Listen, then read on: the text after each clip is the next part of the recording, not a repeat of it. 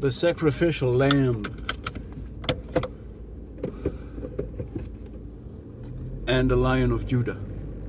Yes, you are the sacrificial lamb and the Lion of Judah.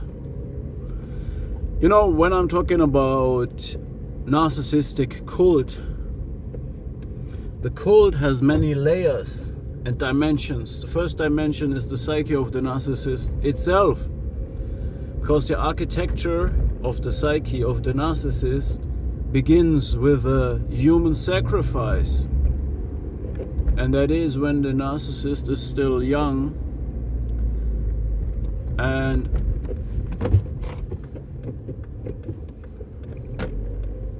they get rejected by parents, get bad behavior, bad parenting or idealization, which is also abuse. If you idealize a child, you may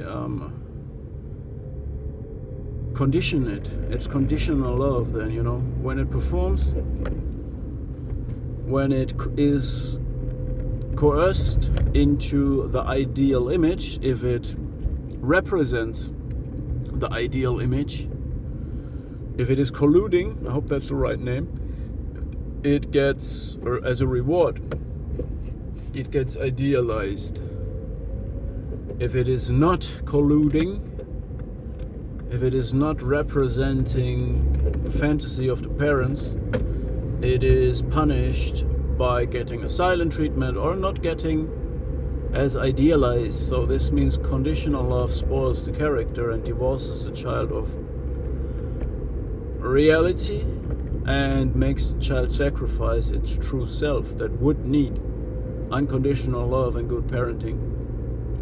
So it's a human sacrifice. The child sacrifices itself, which is brutal and dramatic. And this is the architecture of the narcissistic personality. So you see there's two differences. There's narcissists who are created by idealization only, but there are also narcissists who are created by rejection and negative attention, so not neglection or physical or other abuse.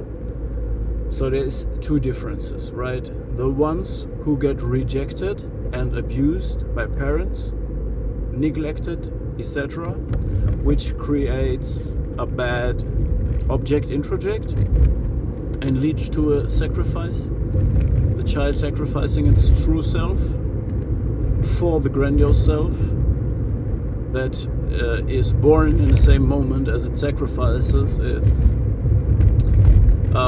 true self. So in other words, the true self is being sacrificed for the grandiose self. The other reason why this can happen is idealization.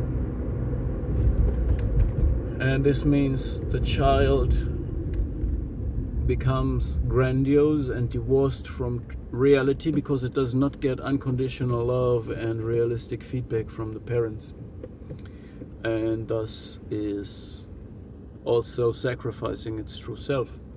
So this is the architecture of the two types of narcissists, one with only the grandiose self and one with the grandiose self with an additional bad object introject, which is basically creating much more death drive, because the bad object will keep informing the child how unlovable it is, and therefore I think this is also giving rise to a lot of sadism in grown-up people then.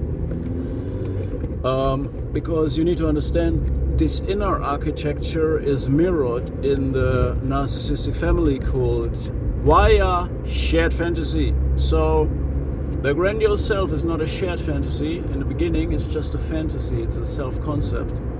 But the narcissists start sharing it. So the narcissist interacts only with introjects of real people. In other words, the narcissist interacts only with his or her own fantasy and self-concept, which includes that you are private own.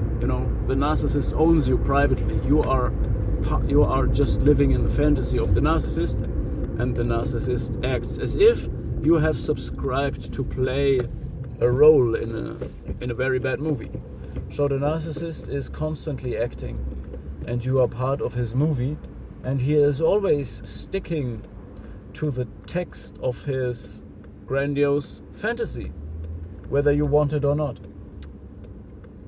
And the result is that the narcissist tries to sacrifice you, because in his playbook, he is superior to you. He is God, he is everything. He's omniscient, omnipotent, and you have to be sacrificed as well, because the narcissist already sacrificed his true self, so more true selves have to follow. Cult needs sacrifices. Yeah, so I just wanted to show you that the origin of this cultish narcissistic family structure is rooted in the narcissistic personality structure itself, and it also shows that the narcissist at least is always in the same book.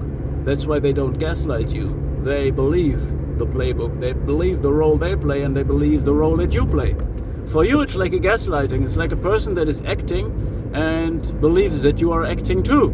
And you are confused. And you're like, what? What? Is that true? What the hell? And you're confused. And that's the gaslighting. But the narcissist believes in it. He's such a grandiose actor. And he wants to sacrifice you. Yes. But he also has sacrificed himself already. So he's always in the same boat. Therefore, that's one of the reasons why narcissistic abuse is so all-pervasive, because they are so into it, They sacrifice themselves, so they sacrifice you. They believe the fantasy, you have to believe it too. They can't even get out of this. You can confront them, you can call them out, you can do what you want, you never get them out of that, okay? It's the only mode. They are always in this game they play.